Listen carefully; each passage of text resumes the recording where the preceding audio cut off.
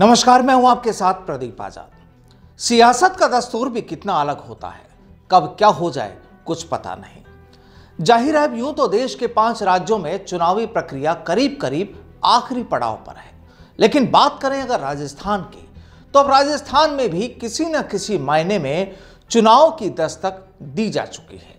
अब देखिए, 3 दिन पहले सूबे की राजधानी में हिंदुस्तान के तमाम कांग्रेसी नेता पहुंचे थे मोदी सरकार पर निशाना साधने के लिए। मुद्दा था महंगाई का। अब कुछ ने महंगाई से परेशान होकर मोदी सरकार पर निशाने साधे, तो कोई महंगाई भूलकर दूसरे मुद्दे पर आ गया।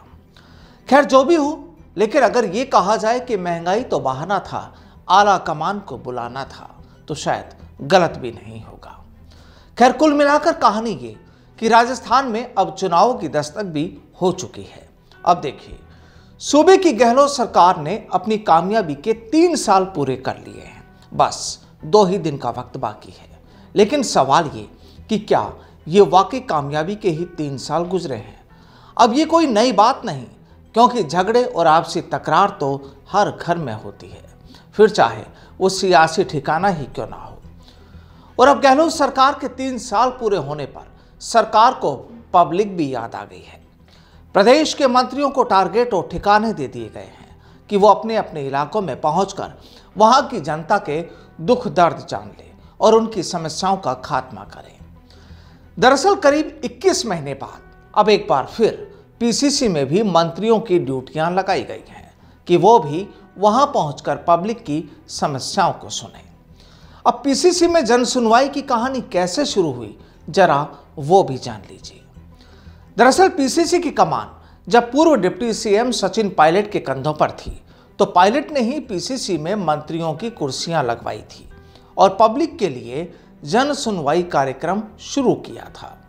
करीब 3-4 महीने तो कार्यक्रम चला, लेकिन फिर अचानक कोरोना की दस्तक और उसके बाद सियासी खींचतान और गहलोत पायलट के बीच शुरू हुई शीत युद्ध और भागम भाग वाले खेल की वजह से वो जन सुनवाई वहीं ठहर गई। अब करीब 3 साल बाद, यानी गहलोत सरकार को 3 साल पूरे होने पर एक बार फिर यहां पायलट फार्मूला अपनाया गया है और पीसीसी में फिर से जनता के लिए दरबार लगाने की शुरुआत कर दी गई है।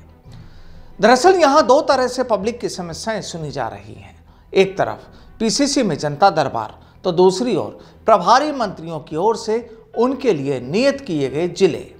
तो कहानी यही कि बस किसी भी तरह जनता को फिर से हाथ के तले लाया जाए। कहीं ऐसा ना हो कि सियासत की अंदरूनी खींचतान में पब्लिक हाथ का साथ छोड़ दे। लेकिन हाँ, बुलाया तो इन तस्वीरों को भी नहीं जा सकता।